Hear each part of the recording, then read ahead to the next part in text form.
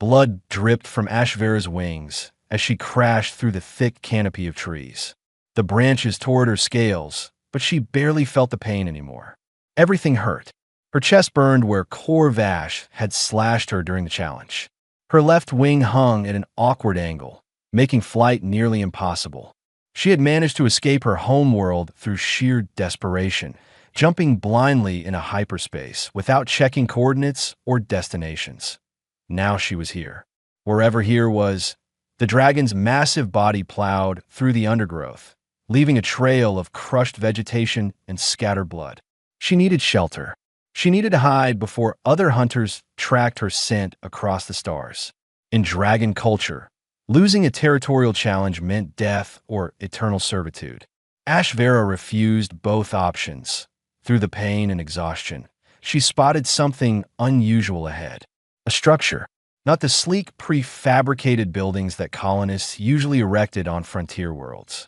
This was different, older, made of actual stone and wood, materials no modern builder would waste time with. Ashvera dragged herself toward it, her claws digging furrows in the soft earth. As she drew closer, she realized the building was surrounded by overgrown fields. Crops had once grown here, but nature had reclaimed the land years ago. Whatever colony had existed on this world was long dead. The structure had large windows and a wide entrance, almost as if someone had expected big visitors. Ashvera pushed through the doorway, her wounded body scraping against the frame.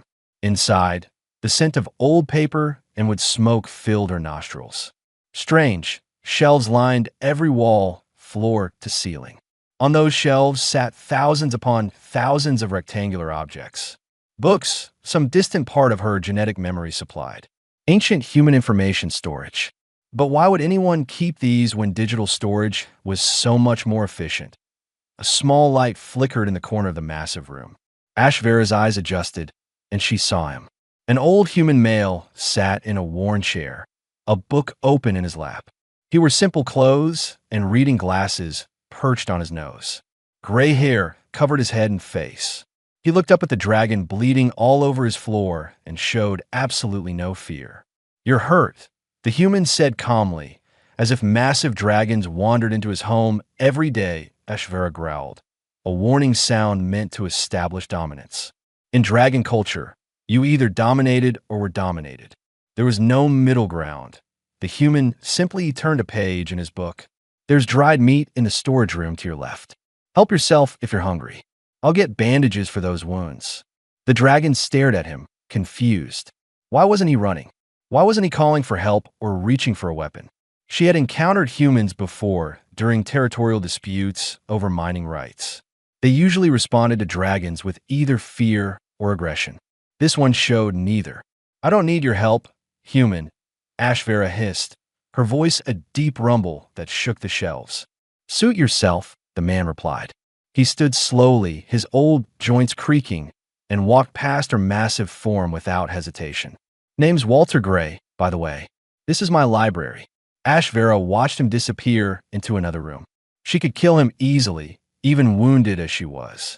One swipe of her claws would end his life. But something stopped her. Perhaps it was curiosity, perhaps it was exhaustion, or perhaps it was the complete absence of threat in his demeanor. The dragon's legs gave out, and she collapsed onto the wooden floor. The impact sent books tumbling from nearby shelves.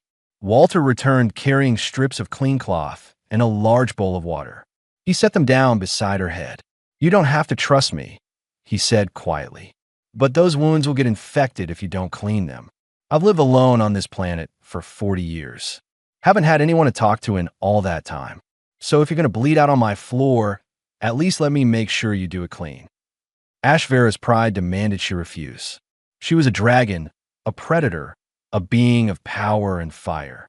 She didn't accept help from prey species. But her body betrayed her. She was so tired, so hurt, and this strange human seemed genuinely unconcerned about the massive creature taking up most of his library floor. "Why aren't you afraid?" she asked finally. Walter smiled, the expression creating deep wrinkles around his eyes. "At my age, there's not much left to fear. Death comes for everyone eventually. If it comes in the form of a wounded dragon, well, I've had worse company over the years. He dipped a cloth in the water and approached her wounded side. Ashvera tensed, ready to strike if he tried anything threatening. Instead, he gently cleaned the blood from her scales, his touch careful and practiced. You know, Walter said as he worked, I've read about dragons. Proud species. Strong. Built for combat and conquest. But I've always wondered if there was more to you than what the books say. There isn't, Ashvera replied, though her voice lacked conviction. We are what we are. Strength is all that matters. Walter paused in his cleaning. If that were true, why did you run instead of fight? The question hit harder than any claw strike. Ashvera had no answer. She closed her eyes as the old human continued tending her wounds, his movements gentle and sure. Outside, night fell across the abandoned colony. Inside the library, surrounded by thousands of stored human memories, a dragon discovered something she had never experienced before: silence without threat, touch without violence, and the uncomfortable possibility that strength alone might not be enough. Ashvera woke to sunlight streaming through the library windows. For a moment, she forgot where she was. Then the scent of old books and wood smoke reminded her. She tried to move and discovered clean bandages wrapped around her chest and wing. Someone had tended her wounds while she slept. The dragon's instincts screamed danger. She had allowed herself to be vulnerable, to sleep in the presence of another being. In dragon culture, such trust was fatal. Yet here she was, alive and apparently cared for. Coffee's ready if you want some. Walter's voice came from across the room. Though I suppose dragons don't drink coffee. I have fresh water from the well. Ashvera lifted her head and saw the old human sitting in his chair again, a different book in his hands. A steaming cup sat on the small table beside him. He looked completely comfortable sharing space with a creature that could incinerate him without effort. You bandaged me, she said. It wasn't a question. Seemed like the right thing to do. Walter replied without looking up from his page. Your wing will heal, but it'll take time. The chest wound was deeper than I thought. You're lucky nothing vital was hit. Why would you help me? Walter finally looked at her over his reading glasses. Why wouldn't I? You're hurt and far from home. Same as I was 40 years ago when the colony failed and everyone else left. Sometimes kindness doesn't need a reason. Ashvera struggled to understand this logic. Dragons didn't help each other without expecting something in return. Every interaction was a transaction, a power play, a step toward dominance or submission. This human's behavior made no sense. She looked around the library with clearer eyes. Books filled every available space. Some looked ancient, their covers worn and faded. Others seemed newer but still decades old. The collection was enormous. What is this place? She asked. Walter smiled. This is humanity's first memory system.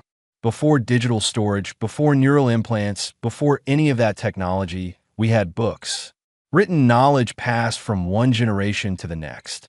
Stories, histories, discoveries, dreams, all preserved in paper and ink. Why keep them? Digital storage is superior in every way. Superior for efficiency, maybe, Walter agreed. But books are different. They're physical. They last. They don't need power or maintenance. And they can't be deleted by some computer virus or electromagnetic pulse. These books will be here long after I'm gone. Ashvera considered this. Dragons preserve knowledge through genetic memory. Important experiences and skills were passed down through bloodlines. But this meant only the strongest dragons, those who survived to reproduce, could share their wisdom. Entire lifetimes of experience died with defeated dragons. Dragons have perfect memory, she said. We don't forget anything we experience. But how do you share it? Walter asked. If a young dragon wants to learn from an elder, how does that happen? Through combat trials. The young challenge the old. If they survive, they learn. If they don't, they weren't worthy of the knowledge. Walter closed his book and set aside. So knowledge is earned through violence? Knowledge is earned through strength. Sounds lonely, the old human said quietly.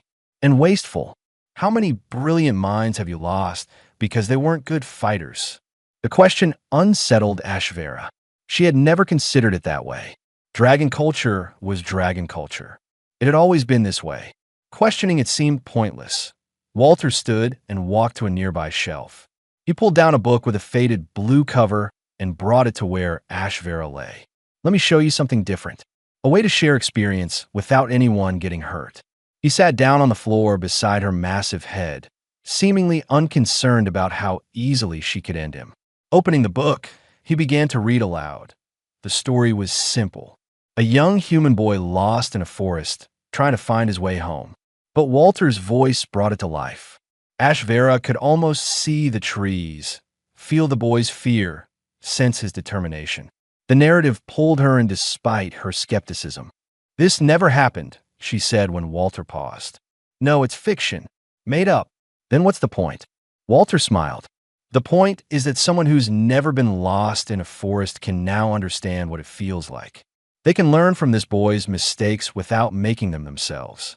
They can feel his fear and his courage.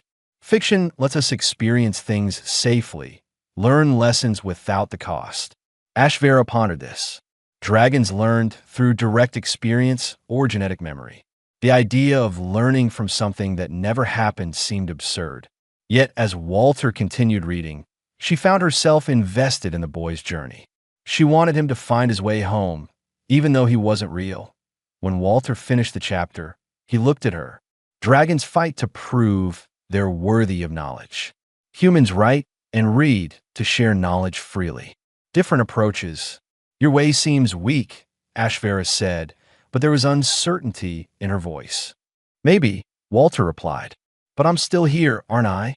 Alone on an abandoned planet, but still here. Still preserving these stories. Still waiting for someone to share them with. That takes its own kind of strength." He stood and placed the book beside her head. "Read it yourself if you want, or I can continue tomorrow. Either way, you're welcome to stay until you heal. I don't get many visitors, and I've got 40 years of reading recommendations backed up." As Walter returned to his chair and his own book, Ashvera stared at the simple volume he'd left behind. She could read human languages. Most dragons could thanks to genetic memory from ancestors who'd encounter humans. But she'd never read for pleasure, never consumed fiction, never experienced a story. Carefully, she opened the book with one claw and began to read.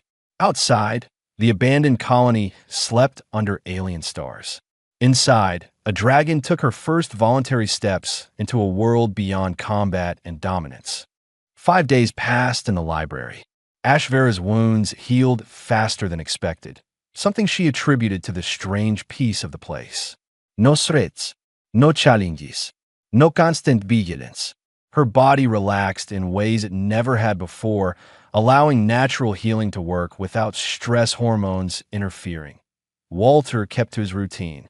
He woke early, tended a small garden behind the library, prepared simple meals, and read. Always reading. He treated Ashvera's presence as completely normal, occasionally reading aloud when he found a passage he thought she'd enjoy. The dragon found herself looking forward to these readings. Walter had introduced her to poetry, history, philosophy, and more fiction. Each genre revealed new ways humans process their experiences and shared knowledge. "Why do humans write things that aren't true?" Ashvera asked one afternoon. She had finished 3 novels and found herself confused by the concept. Walter looked up from his gardening manual. "What do you mean?" "Fiction.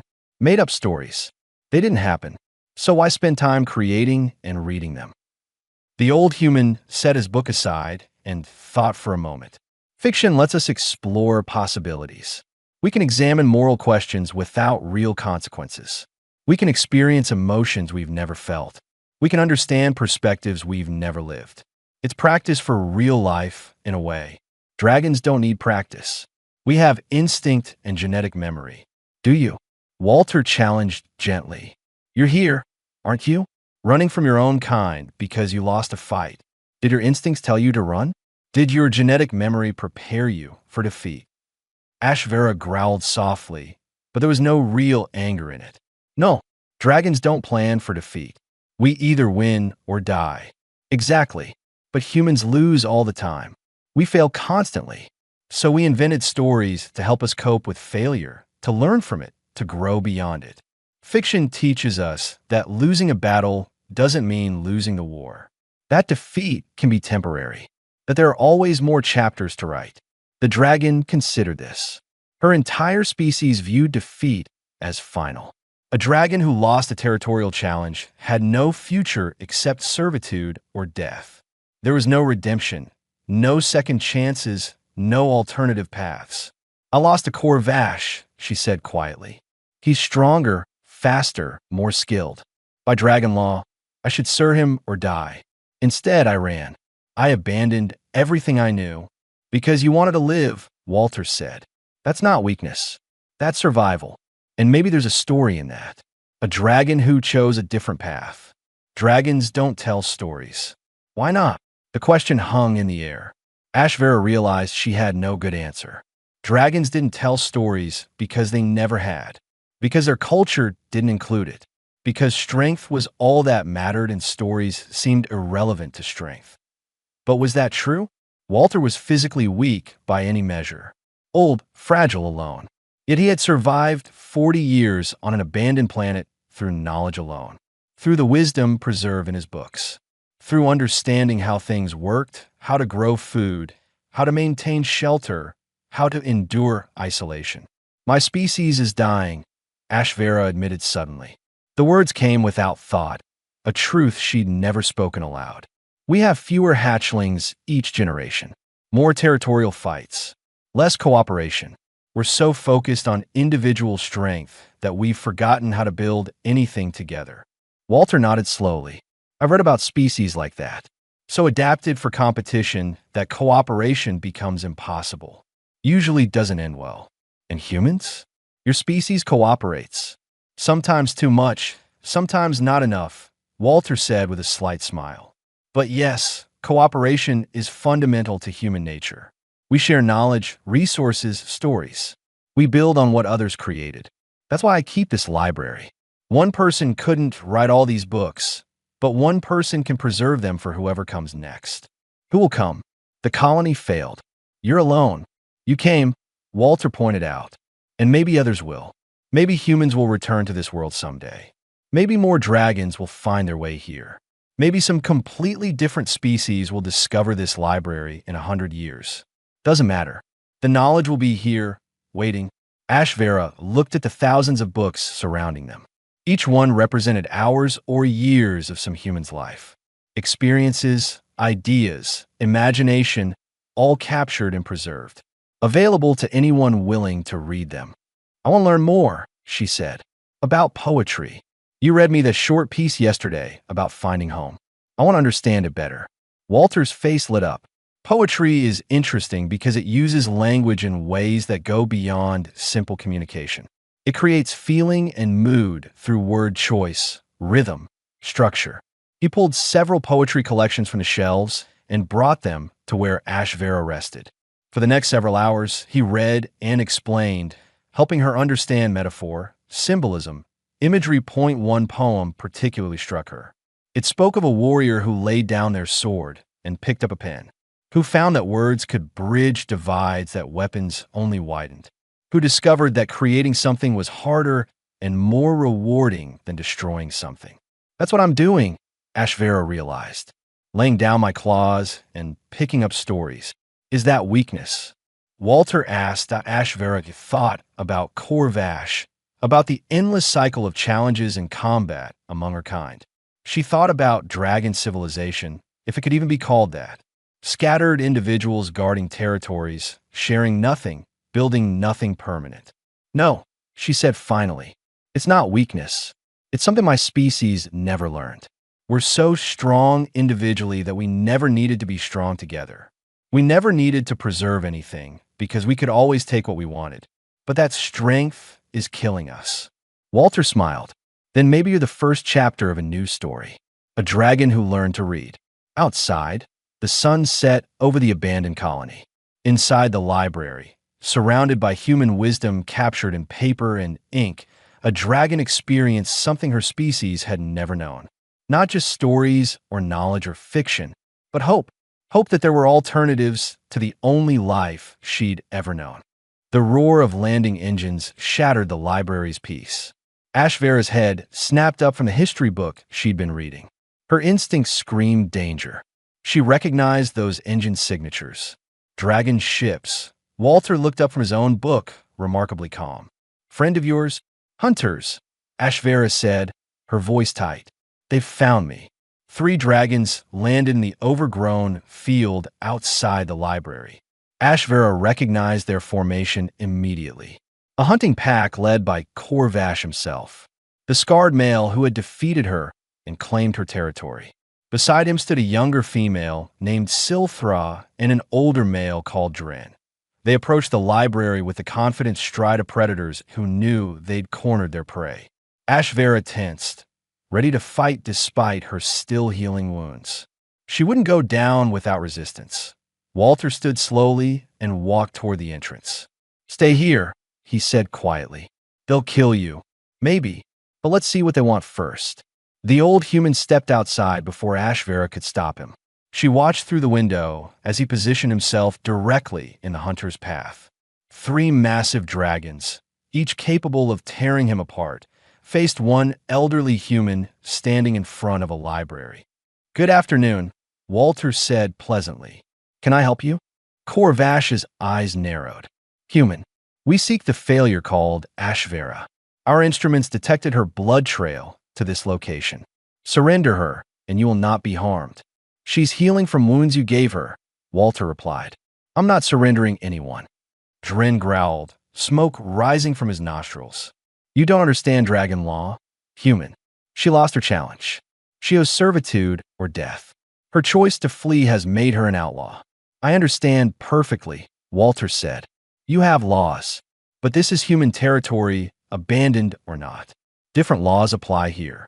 Silthra stepped forward, her voice curious rather than threatening. Why do you protect her? What does a human gain from sheltering a dragon outlaw? Gain. Walter smiled slightly. I gain conversation. Company. Someone to share my books with. Those are valuable things when you've been alone for 40 years. Korvash snailed. Books. Human weakness. You trade in lies and fantasies while we live in reality. Do you?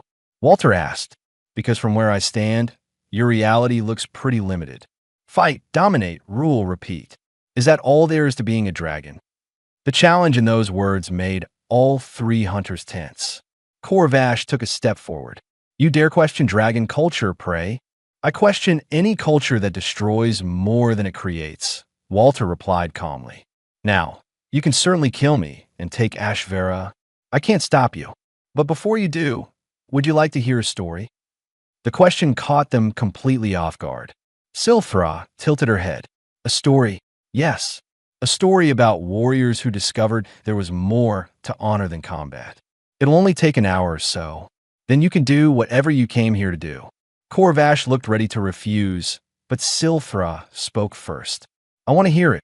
This is foolish, Dren muttered. What harm can one story do? Silthra argued. We've tracked her across 3 systems. We can spare an hour. Inside the library, Ashvera watched in disbelief as Walter led 3 dragon hunters into his home. He offered them water from his well and directed them to sit near the fireplace. They looked ridiculous, 3 massive predators cramped in a space designed for humans, surrounded by thousands of books. Walter pulled a worn volume from his shelves. The cover showed armored warriors standing on a battlefield. He settled into his chair and began to read. The story was epic in scope. It followed 2 kingdoms at war, their soldiers conditioned to hate each other from childhood. The protagonist was a young warrior who captured an enemy soldier and was ordered to execute him. Instead, the 2 began talking. They discovered they had similar families, similar dreams, similar fears. Walter's voice filled the library, bringing the characters to life. He read of battles and betrayals, of commanders who valued victory over mercy, of soldiers who questioned orders for the first time. The story built toward a climax where the protagonist had to choose between following orders or following his conscience. Ashvera watched the hunters as Walter read.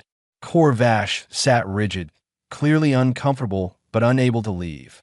Dren pretended disinterest, but his eyes never left Walter. And Silthra leaned forward, completely absorbed in the narrative.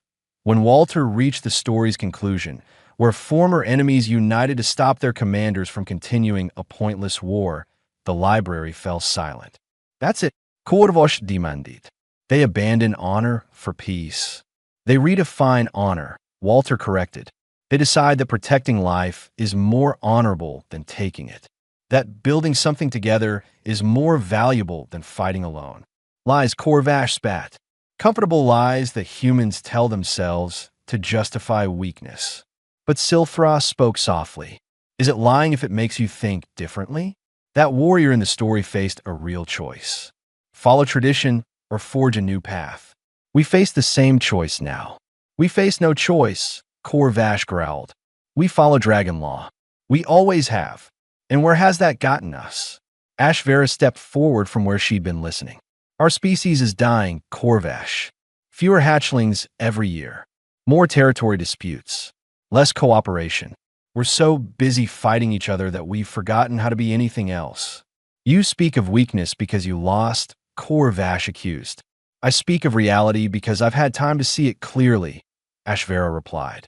This human has lived 40 years alone on a dead colony. He has no weapons, no armor, no combat training. Yet he survived through knowledge alone, through these books, through understanding instead of domination. Dren snorted. One human on one planet, not a civilization. But he preserved one, Ashvera said. All this knowledge, waiting for whoever comes next. What have we preserved? What do dragons build that lasts beyond our individual lives? The question hung in the air. Corvash had no answer. Dragons built nothing permanent. They claimed territory, guarded it, fought over it, and when they died, other dragons claimed it. Nothing accumulated. Nothing grew. Generation after generation, the same patterns repeated. The Silthra stood slowly. I want to learn more. About these books. About this different way. Traitor, Korvosh hissed. No, Silthra said firmly. I am tired. Tired of fighting. Tired of proving myself again and again. If there's another path, I want to explore it. Corvash's roar shook the library walls. Books tumbled from shelves as the scarred dragon lunged at Silthra, fury in his eyes. You dare abandon our ways for human fantasies? Ashvera threw herself between them, her healing wounds screaming in protest. Stop. This is exactly what I'm talking about. Violence as the only response. Combat as the only language we speak. It's the only language that matters, Corvash snarled. He turned his attention to Ashvera. You've been corrupted, infected by human weakness. I should have killed you when I had the chance. Then do it now, Ashvera said, spreading her wings despite the pain. Fight me here in this library. Destroy these books. Kill this human. Prove your strength.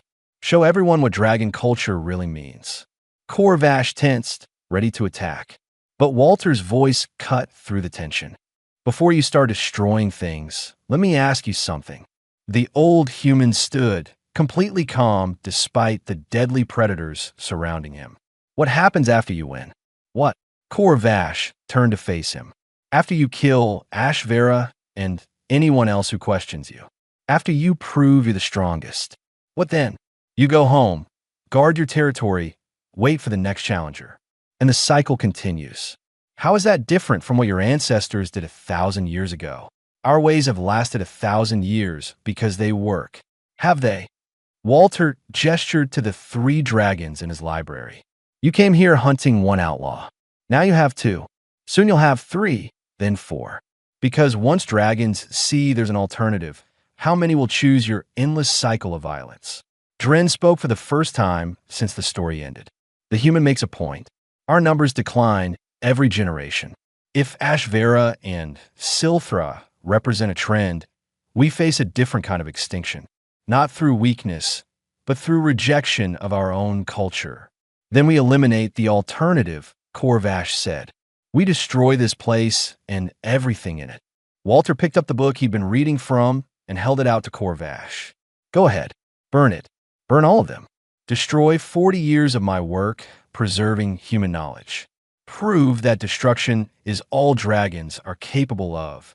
Corvash stared at the offered book. His claws twitched.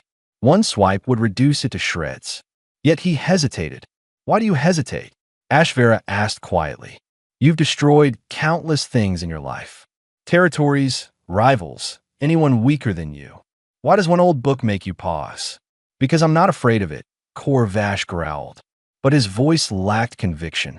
Yes, you are, Walter said gently. You're afraid of what it represents. Change. Choice. The possibility that everything you've built your identity on might not be the only way. That's terrifying.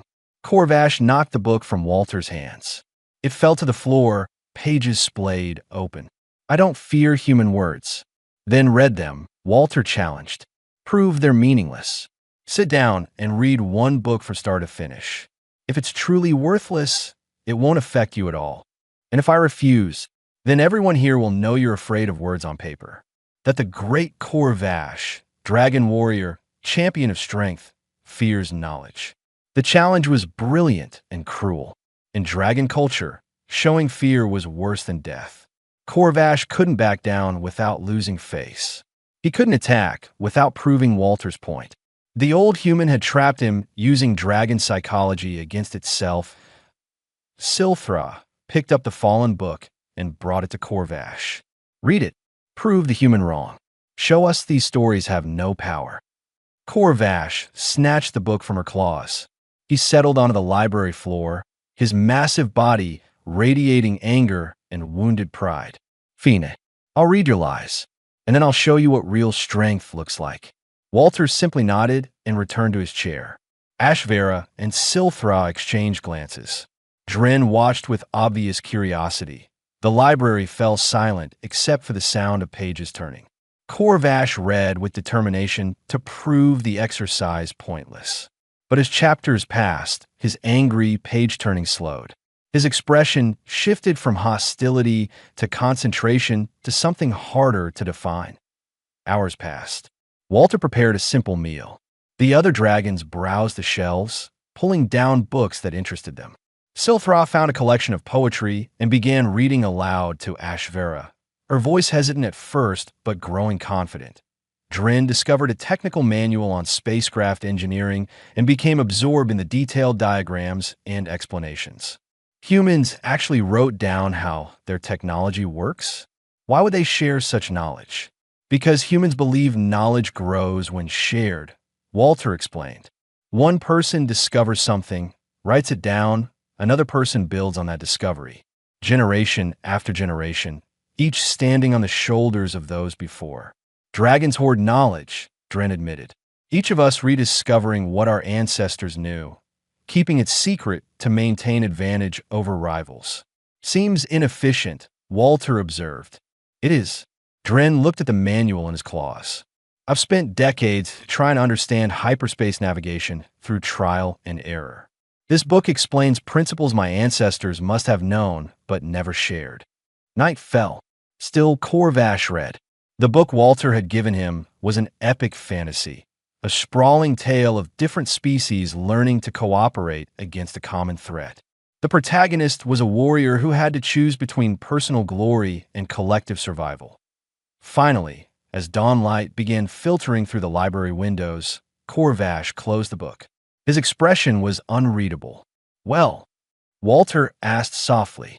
The ending is unsatisfying, Korvash said. The warrior gives up his chance for legendary status to save others. He becomes forgotten by history. But he saves his people, Silthra pointed out. Yes, Korvash stared at the book in his claws. He trades personal glory for collective survival. The story argues this is noble.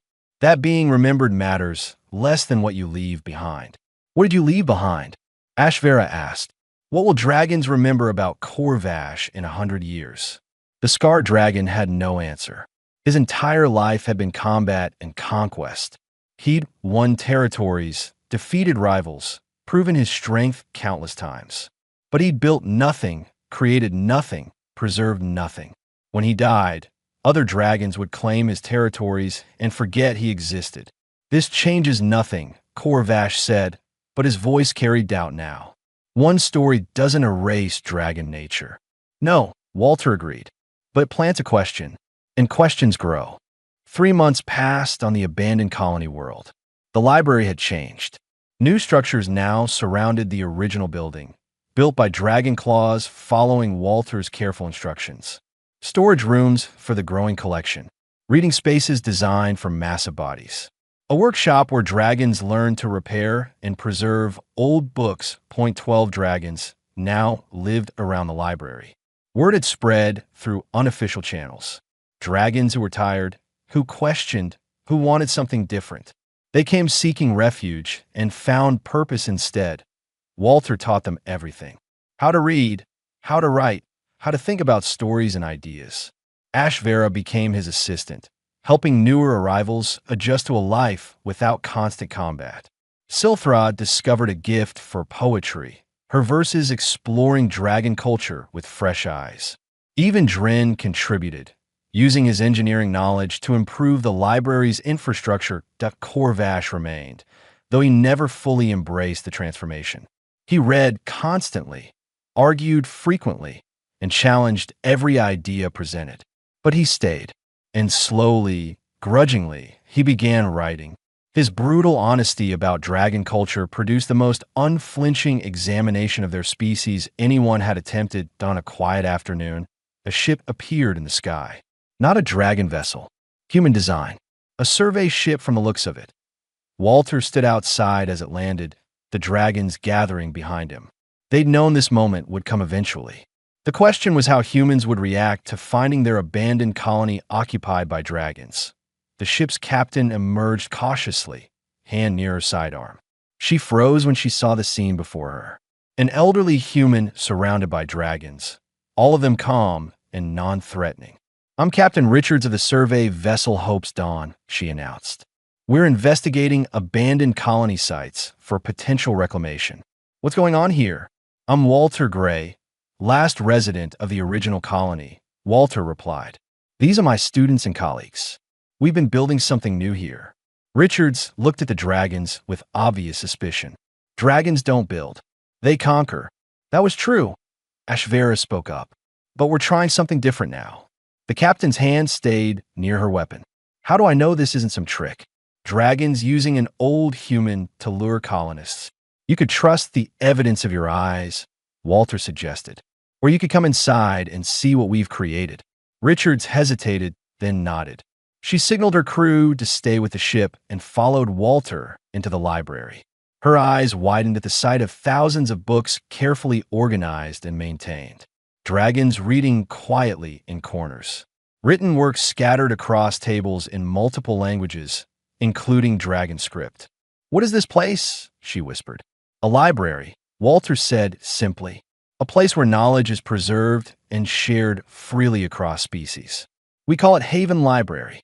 Silthrop brought forward several books. "These are our writings. Dragon perspectives on our own culture, history, failures. We're creating the first dragon literature. Stories and ideas meant to be shared, not hoarded." Richards picked up one of the volumes. It was Corvash's work, a brutal examination of how dragon obsession with individual strength had crippled their civilization. She read a few pages, her expression shifting from suspicion to surprise. "This is remarkable," she admitted. "I've never seen dragons engage in self-reflection like this." "That's because we never had a way to share it before," Corvash said, emerging from the shadows. "Our culture discouraged questioning. Knowledge was power, and power couldn't be shared. But Walter showed us a different way." Richards looked at the old human. "You did this? Convinced dragons to become scholars." "I just showed them what books could do," Walter said modestly. "They did the rest themselves." Turns out dragons are quite brilliant when they're not trying to kill each other. The captain spent hours in the library, reading dragon writings, talking with the residents, examining the structures they built. Finally, she returned to Walter. "This needs to be reported to human authorities," she said. "But I want to be clear about what I'm reporting. Is this a sanctuary? A school? What exactly is Haven Library?" Walter smiled. "It's all of those things. It's a place where any species can come to learn, to share knowledge, to be something other than what their culture demands. We've had 12 dragons so far. Maybe we'll get other species in the future. Maybe humans will return to this colony. You're creating neutral ground, Richards realized. A place outside normal territories and jurisdictions. Exactly. Knowledge doesn't belong to any one species. It belongs to everyone willing to seek it. Richards nodded slowly. I'll tell them. About the library, about what you're building here. It might bring trouble. Governments don't always like places that exist outside their control. Let them come, Ashvera said. We have nothing to hide. Just books and dragons learning to be more than warriors. The survey ship departed that evening with promises to spread word of Haven Library. Walter watched it go, tired but satisfied. You should rest, Ashvera said gently. You've been working too hard lately. Walter smiled, the expression creating familiar wrinkles around his eyes. I'm old, Ashvera. I don't have endless time left, but I need to ask you something important. Anything. When I'm gone, this place needs to continue. The library needs guardians who understand its purpose. Dragons who will protect knowledge instead of hoarding it. Can you promise me that? Ashvera felt something crack inside her chest. She'd known this day would approach eventually, but the reality hit harder than expected. Walter had shown her a different way to exist. He'd given her purpose beyond combat, knowledge beyond genetic memory, hope beyond survival. I promise, she said. We all do. Haven Library will outlast all of us. Dragons will guard these books, teach future generations, share knowledge freely. We'll make sure your life's work continues. Walter nodded, satisfied. Good, because this is bigger than any of us. This is about proving that change is possible, that species can evolve beyond their nature, that strength can mean creation instead of destruction. Years later, Haven Library stood as a monument on the colony world. Walter Gray had passed peacefully in his sleep, surrounded by books and dragons. But his legacy lived on. The library grew to house millions of volumes from dozens of species. Dragons served as librarians, guardians of knowledge rather than treasure. They taught visitors from across the galaxy that the strongest bonds weren't forged in battle, but in shared stories, quiet conversations, and the turning of pages. Ashvera often sat in Walter's old chair, reading to new arrivals just as he once read to her. And sometimes, when the library was quiet and the sunlight streamed through ancient windows, she could almost hear his voice reminding her that the most powerful thing any being could do wasn't conquer or dominate, that it was simply to share what they knew, freely and without condition, trusting that knowledge would grow in ways they could never predict.